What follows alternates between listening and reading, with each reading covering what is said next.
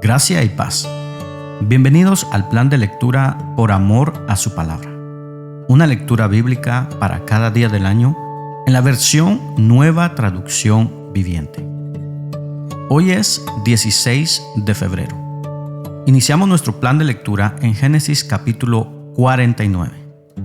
Estaremos alrededor del lecho de muerte de Jacob y escucharemos sus últimas palabras, bendiciones y alguna profecía para su familia, la descendencia de la promesa. Continuaremos nuestra lectura en el Nuevo Testamento, Lucas capítulo 2. En este capítulo aprenderemos un poco acerca de la infancia de nuestro Señor Jesús, empezando por su nacimiento, el cántico de los ángeles y la encomienda a los pastores. Posteriormente veremos a sus padres llevarlo al templo, donde recibirán un mensaje muy especial. Regresaremos al Antiguo Testamento, al libro de Job, capítulo 15, y por segunda vez escucharemos a Elifaz temanita, amigo de Job, responderle por sus amargas palabras. Culminaremos nuestra lectura con la primera carta de Pablo a los Corintios, capítulo 3. Pablo reprenderá la inmadurez de los creyentes de Corinto por dividirse, separarse en grupos de preferencia por un líder u otro. Y así damos inicio en Génesis capítulo 49. Escuchemos. Entonces Jacob hizo llamar a todos sus hijos y les dijo: Júntense alrededor de mí y les diré lo que le ocurrirá a cada uno de ustedes en los días venideros. Acérquense y escuchen, hijos de Jacob. Escuchen a Israel su padre. Rubén, tú eres mi hijo mayor, mi fuerza, el hijo de mi juventud vigorosa. Tú eres el primero en rango y el primero en potencia. Pero eres tan impetuoso como una inundación, y ya no serás más el primero, pues te acostaste con mi esposa, deshonraste mi cama matrimonial. Simeón y Leví son tal para cual, sus armas son instrumentos de violencia. Que jamás tome parte yo en sus reuniones, que nunca tenga nada que ver con sus planes, pues en su enojo asesinaron hombres y por diversión mutilaron bueyes. Maldito sea su enojo, porque es feroz. Maldita sea su ira, porque es cruel. Los esparciré entre los descendientes de Jacob. Los dispersaré por todo Israel.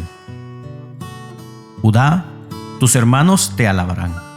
Agarrarás a tus enemigos por el cuello. Todos tus parientes se inclinarán ante ti. Judá, mi hijo, es un león joven que ha terminado de comerse a su presa. Se agazapa como un león y se tiende, como a una leona. ¿Quién se atreverá a despertarlo?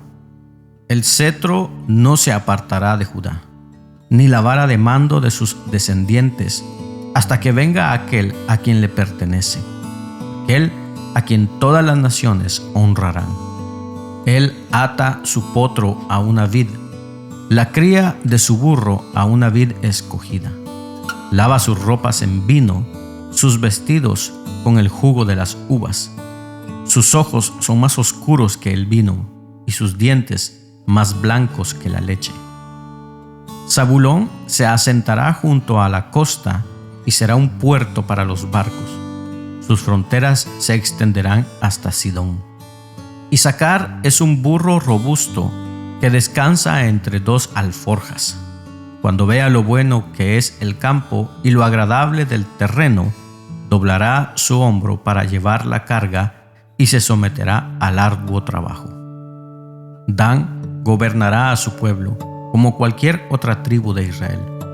Dan será una serpiente junto al camino, una víbora venenosa en el sendero, que muerde los talones del caballo para que caiga el jinete. Oh Señor, confío en ti para la salvación. Gad será atacado por bandas saqueadoras.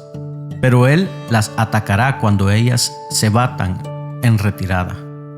Aser cenará manjares deliciosos y producirá comida digna de reyes. Neftalí es una sierva en libertad que tiene hermosos cervatillos. José es la cría de un burro salvaje, la cría de un burro salvaje junto a un manantial, uno de los burros salvajes sobre la cresta de la tierra. Los arqueros lo atacaron ferozmente, le dispararon y lo hostigaron, pero su arco permaneció tenso y sus brazos fueron fortalecidos por las manos del poderoso de Jacob, por el pastor, la roca de Israel.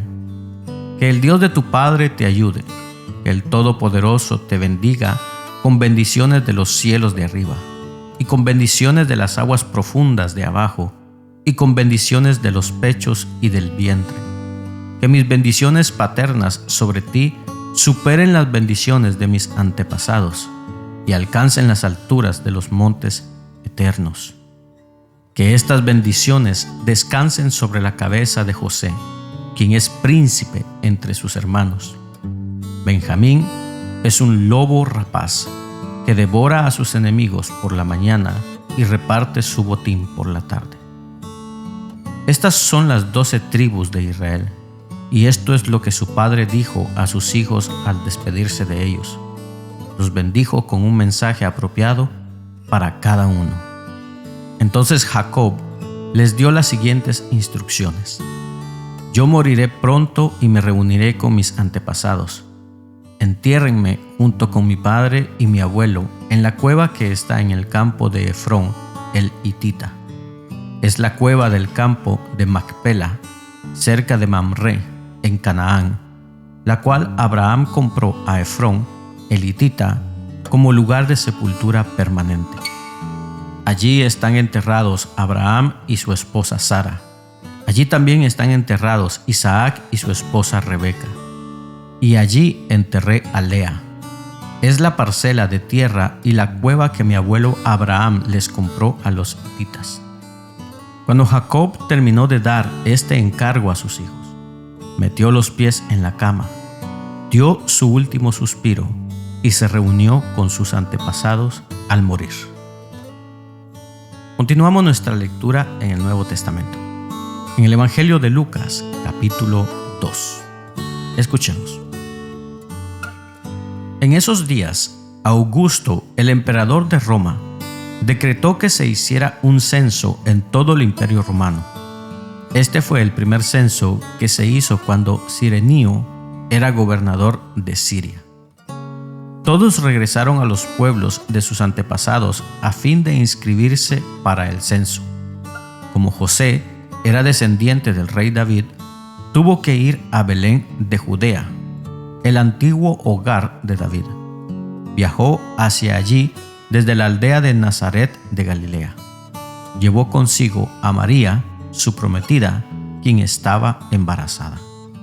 Mientras estaban allí, llegó el momento para que naciera el bebé. María dio a luz a su primer hijo varón. Lo envolvió en tiras de tela y lo acostó en un pesebre, porque no había alojamiento disponible para ellos. Esa noche había unos pastores en los campos cercanos que estaban cuidando sus rebaños de ovejas. De repente, apareció entre ellos un ángel del Señor, y el resplandor de la gloria del Señor los rodeó. Los pastores estaban aterrados, pero el ángel los tranquilizó. No tengan miedo, dijo. Les traigo buenas noticias que darán gran alegría a toda la gente. El Salvador, sí, el Mesías, el Señor, ha nacido hoy en Belén, la ciudad de David. Y lo reconocerán por la siguiente señal. Encontrarán a un niño envuelto en tiras de tela, acostado en un pesebre. De pronto se unió a ese ángel una inmensa multitud, los ejércitos celestiales, que alababan a Dios y decían: Gloria a Dios en el cielo más alto y paz en la tierra para aquellos en quienes Dios se complace. Cuando los ángeles regresaron al cielo, Los pastores se dijeron unos a otros: «Vayamos a Belén. Veamos esto que ha sucedido y que el Señor nos anunció». Fueron deprisa a la aldea y encontraron a María y a José. Y allí estaba el niño acostado en el pesebre. Después de verlo, los pastores contaron a todos lo que había sucedido y lo que el ángel les había dicho acerca del niño. Todos los que escucharon el relato de los pastores quedaron asombrados. Pero María guardaba todas estas cosas en el corazón y pensaba en ellas con frecuencia. Los pastores regresaron a sus rebaños, glorificando y alabando a Dios por lo que habían visto y oído. Todo sucedió tal como el ángel les había dicho. 8 días después, cuando el bebé fue circuncidado, le pusieron por nombre Jesús, el nombre que había dado el ángel aún antes de que el niño fuera concebido. Luego llegó el tiempo para la ofrenda de purificación, como exigía la ley de Moisés después del nacimiento de un niño. Así que sus padres lo llevaron a Jerusalén para presentarlo al Señor. La ley del Señor dice: si el primer hijo de una mujer es varón, habrá que dedicarlo al Señor. Así que ellos ofrecieron el sacrificio requerido en la ley del Señor, que consistía en un par de tórtolas o 2 pichones de paloma. En ese tiempo había en Jerusalén un hombre llamado Simeón. Era justo y devoto y esperaba con anhelo que llegara el Mesías y rescatara a Israel.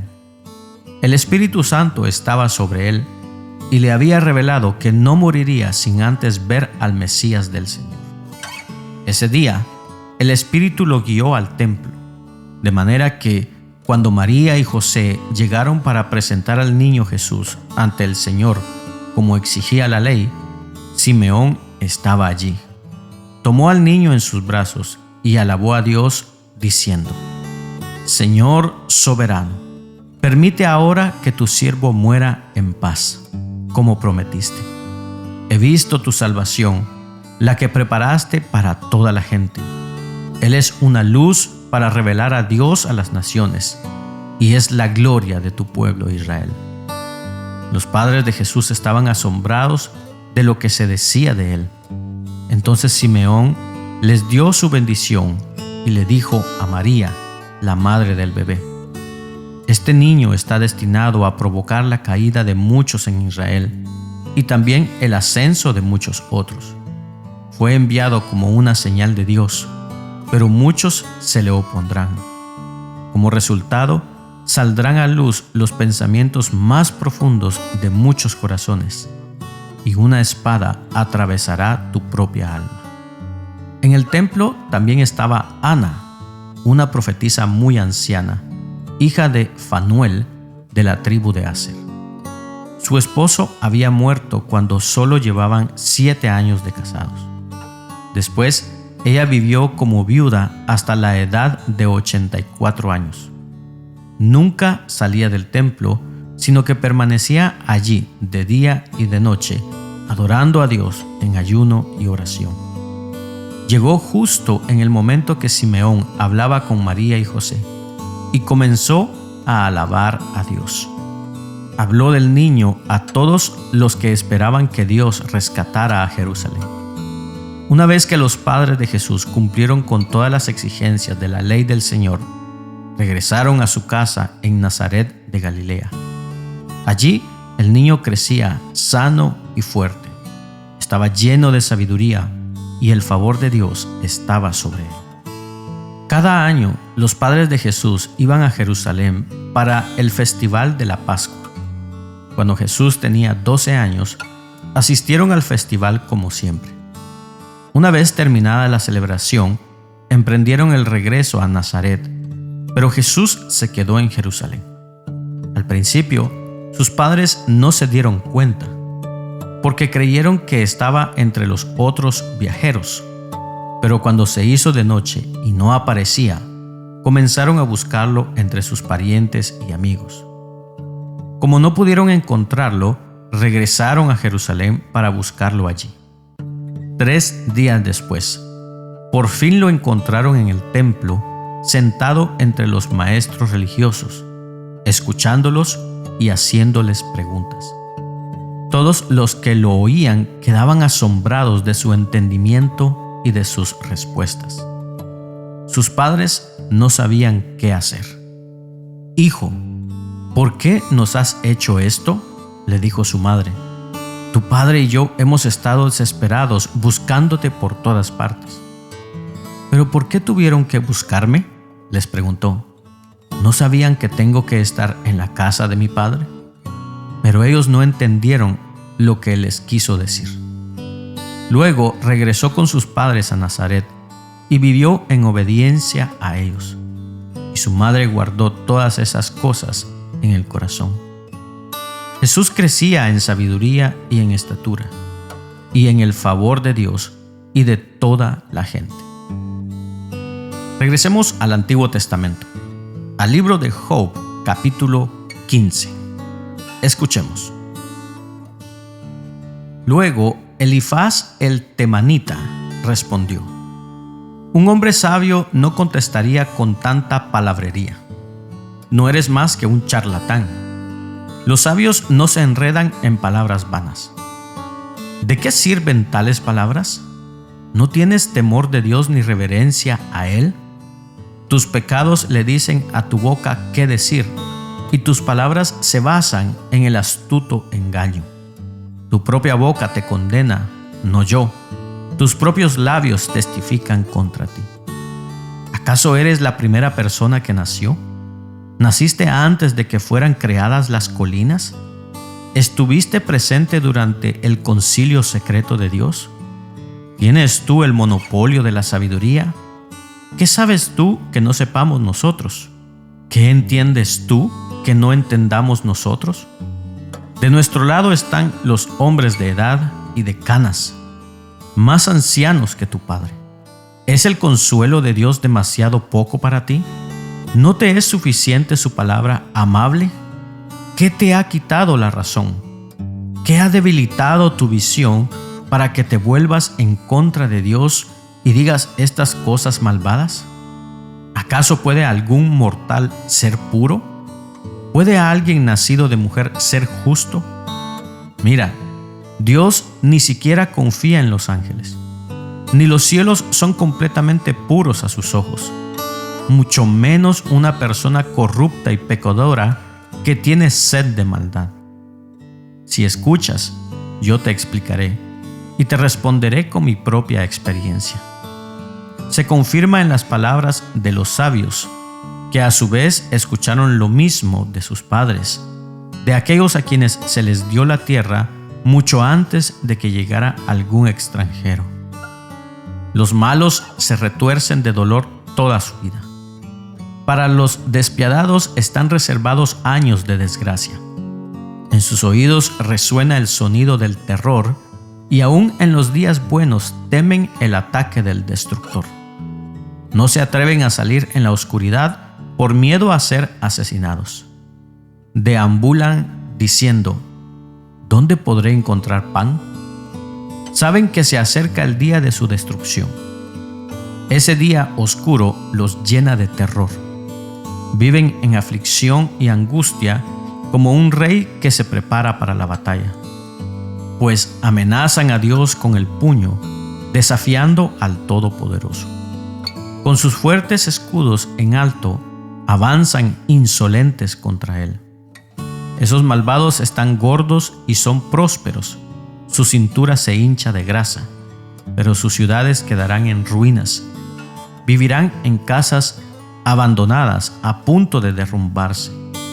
No durarán sus riquezas, ni sus bienes permanecerán. Sus posesiones ya no se extenderán hasta el oriente. No escaparán de las tinieblas.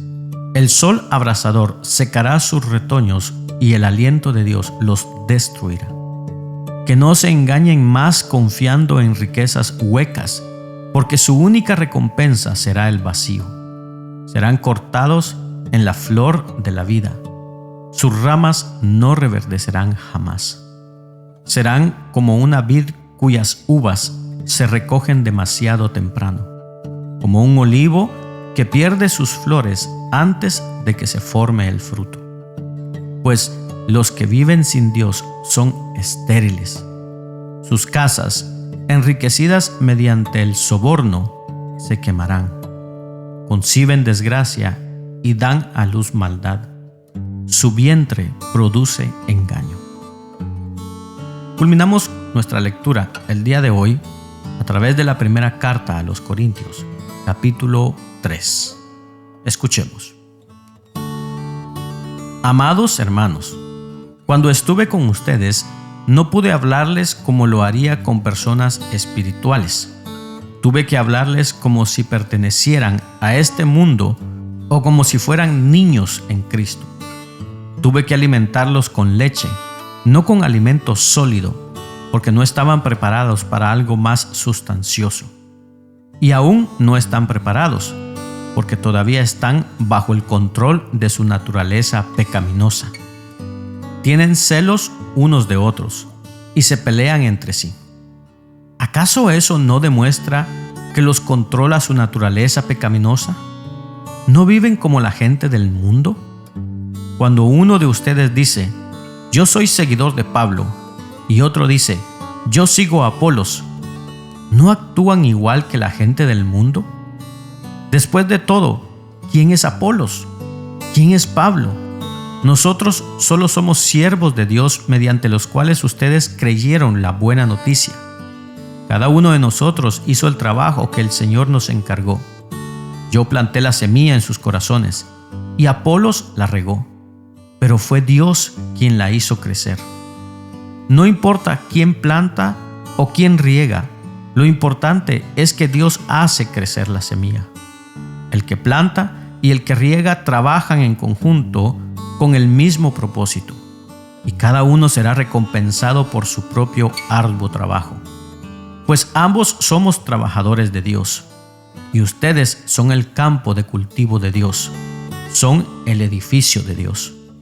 Por la gracia que Dios me dio, yo eché los cimientos como un experto en construcción. Ahora otros edifican encima, pero cualquiera que edifique sobre este fundamento tiene que tener mucho cuidado, pues nadie puede poner un fundamento distinto del que ya tenemos, que es Jesucristo. El que edifique sobre este fundamento podrá usar una variedad de materiales: oro, plata, joyas, madera, heno o paja. Pero el día del juicio, el fuego revelará la clase de obra que cada constructor ha hecho. El fuego mostrará si la obra de alguien tiene algún valor. Si la obra permanece, ese constructor recibirá una recompensa. Pero si la obra se consume, el constructor sufrirá una gran pérdida. El constructor se salvará, pero como quien apenas se escapa atravesando un muro de llamas. ¿No se dan cuenta de que todos ustedes juntos son el templo de Dios y que el Espíritu de Dios vive en ustedes? Dios destruirá a cualquiera que destruya este templo, pues el templo de Dios es santo y ustedes son este templo. Dejen de engañarse a sí mismos. Si piensan que son sabios de acuerdo con los criterios de este mundo, necesitan volverse necios para ser verdaderamente sabios, pues la sabiduría de este mundo es necedad para Dios. Como dicen las Escrituras, Él atrapa a los sabios en la trampa de su propia astucia. Y también, el Señor conoce los pensamientos de los sabios, sabe que no valen nada. Así que no se jacten de seguir a un líder humano en particular, pues a ustedes les pertenece todo, ya sea Pablo o Apolos o Pedro, o el mundo, o la vida y la muerte, o el presente y el futuro. Todo les pertenece a ustedes, y ustedes pertenecen a Cristo, y Cristo pertenece a Dios. De esta manera concluye la lectura del día de hoy. Rogamos a Dios que sea de bendición a tu vida. Puedes compartirlo con tus amigos y familiares. No te pierdas el día de mañana este plan de lectura por amor a su palabra. Síguenos en nuestras redes sociales. Que tengas un bendecido día. Y recordamos las palabras de Jesús: yo soy el camino, la verdad y la vida. Por lo tanto, no hay camino, no hay verdad y no hay vida sino en Jesús.